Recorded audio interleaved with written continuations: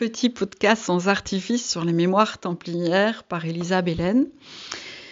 Voilà, j'ai constaté lors de mes accompagnements avec mes clients en séance individuelle, il y a des périodes où j'ai des clients qui ont tous la même mémoire. Donc là, je voudrais vous parler des mémoires templières pour que ceux qui en sont porteurs aient plus d'informations. Donc voilà, mes sources, ce sont les lectures de l'Akasha Chronica via ma clientèle. Aussi, c'est inspiré d'un ouvrage de Condi Shapour à Silicon Valley de Paul Anderson, anthroposophe, qui a étudié beaucoup les ouvrages également de Rudolf Steiner, anthroposophe et médium, et également un site qui s'appelle La milice des pauvres chevaliers du temple de Paul Salomon de Jérusalem, les chevaliers du temple. Donc les templiers, chevaliers nobles, courageux, étaient entièrement dévoués au Christ. Chacune de leurs actions y était consacrée. Ils avaient fait serment de tenir bon face à des situations les plus extrêmes, face à l'adversité.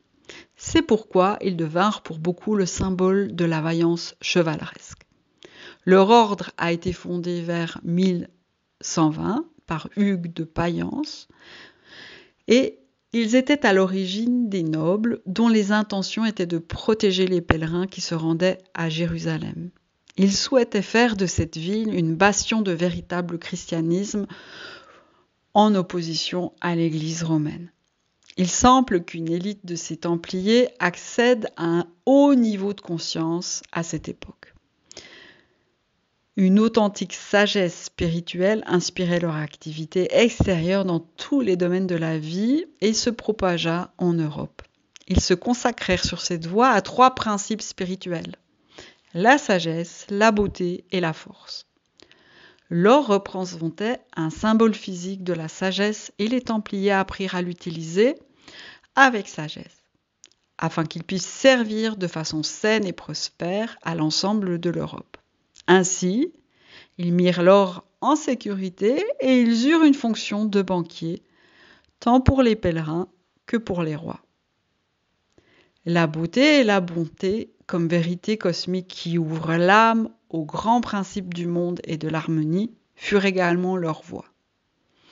La force et la fidélité des Templiers des uns envers les autres pour faire face à l'adversité permirent leur expansion et leur renommée. Ainsi, les Templiers apportèrent les forces de moralité et d'amour dans l'ensemble de l'Europe.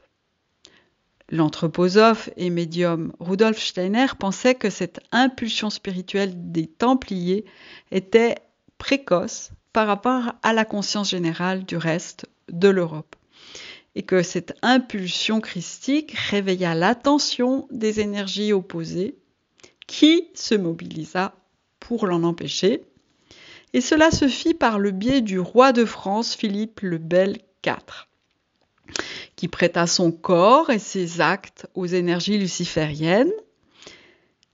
Celui-ci était avide d'or et enviait terriblement le trésor templier.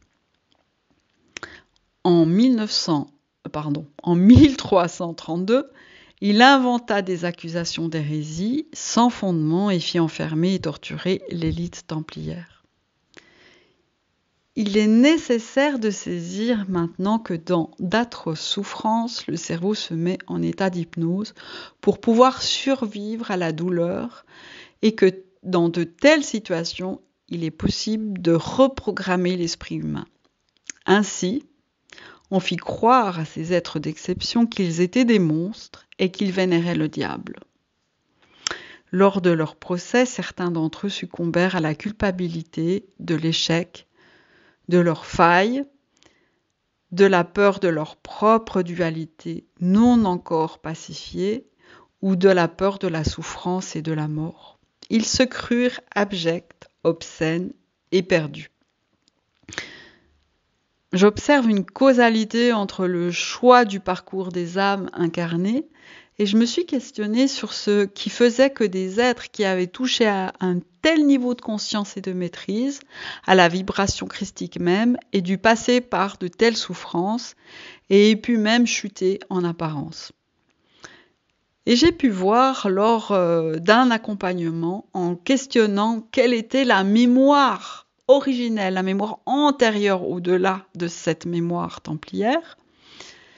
Et j'ai été reliée à une mémoire en Atlantide où cet être-là était un scientifique qui faisait des essais génétiques créant des êtres mi-hommes, mi-animaux. Il était très peu sensible à la souffrance et aux conséquences que ces manipulations pourraient provoquer. Alors je ne dis pas que tous les porteurs de mémoire templière sont aussi porteurs de mémoire atlante de ce genre, mais c'est toutefois, on va dire, un sens qui pourrait, une explication qui pourrait donner du sens. Il y en a peut-être d'autres d'ailleurs. Pour ma part, j'ai compris que de me placer en victime me fait perdre mon pouvoir. C'est pourquoi je refuse désormais cette posture.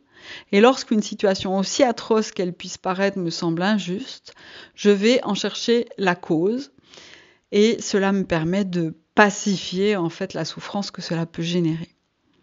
Je sais aussi que même si aujourd'hui je me dévoue à la vie, à la conscience, ce que j'appelle l'énergie christique, j'ai des mémoires d'évolution inconsciente, parfois servant l'anticonscience. Et j'observe que c'est souvent le cas même pour les êtres qui semblent les plus éclairés et dévoués. Ce qui m'intéresse aujourd'hui, c'est de faciliter le parcours à des êtres brillants qui pourraient partager leurs qualités et contribuer à l'évolution planétaire, de leur permettre de se libérer de leur culpabilité, de la honte, du sentiment de jugement, de dévalorisation et de mal-être, de la lutte envers eux-mêmes, et d'une attitude sacrificielle. Alors toi qui m'écoutes, as-tu des mémoires templières ? Peut-être est-ce une évidence déjà pour toi parce que tu as un intérêt accru pour ces thématiques, ou qu'en m'écoutant, ton corps s'est mis à réagir. Si tu n'en es pas tout à fait certaine, tu peux aussi questionner ton corps.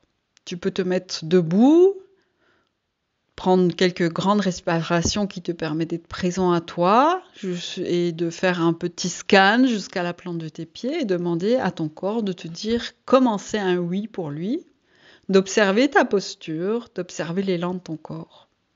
Et ensuite, tu demandes un non, puis tu peux comparer les sensations. Et ensuite, il te suffit de demander si tu es porteur de mémoire templière ou si tu as été templier. Parce que tu peux avoir une mémoire templière sans avoir vécu ça. Et c'est pour ça qu'il n'est pas indispensable de croire à la réincarnation. Tu peux simplement faire le cas que ton ADN est porteur d'une information de mémoire templière qui peut avoir été réactivée en fonction de certains événements de ta biographie actuelle.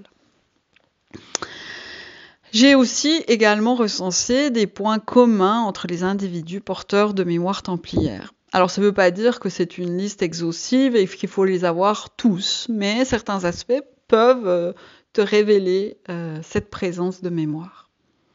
Maintenant, je vais l'énumérer. C'est souvent des êtres très charismatiques, rayonnants, porteurs d'autorité ou d'un certain leadership.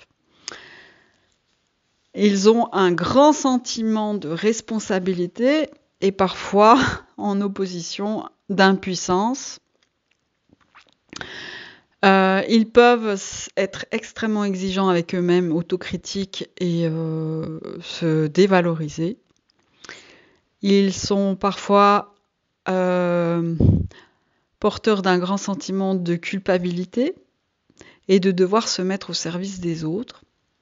Une blessure d'injustice, ou le sentiment d'avoir quelque chose de grand à accomplir tout en ne se sentant pas vraiment en train de l'accomplir, ce qui peut générer un sentiment d'inutilité ou de frustration.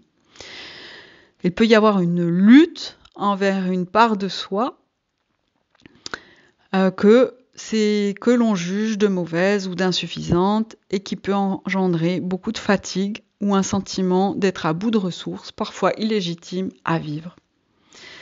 Il peut y avoir différents conflits liés à l'argent, le fait de ne pas en vouloir, ou en avoir mais ne pas avoir l'impression qu'il nous appartienne, ou ne pas avoir l'impression d'en avoir, ou de le dépenser au plus vite pour ne plus en avoir, ou de le dénigrer, c'est-à-dire que de trouver que l'argent n'a pas de valeur, ou que l'argent est sale et mauvais, ou au contraire se donner la mission de changer le rapport à l'argent de façon collective, afin que l'argent puisse réhabiliter son état originel d'équité, de noblesse. Avoir envie d'être mécène ou avoir envie d'offrir son argent à une noble cause. On peut aussi être porteur d'autres mémoires de maltraitance physique et d'abus, notamment d'abus sexuels ou d'abus liés à la pédocriminalité. Et puis pour terminer, il semblerait qu'il y a certains prénoms qui soient indicateurs de mémoire templière, d'après l'ouvrage d'Annie Tranvoué, Les symboliques du prénom transgénérationnel.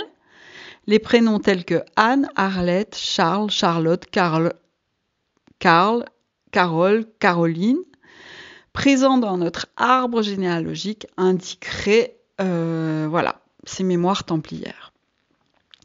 Donc voilà, si tu veux te libérer de ces mémoires, bienvenue le 25 mai, ou tu peux aussi bénéficier de séances individuelles si tu préfères être seul. Je suis au service avec amour et conscience de ton déploiement et je te dis à très bientôt. Merci pour ton écoute.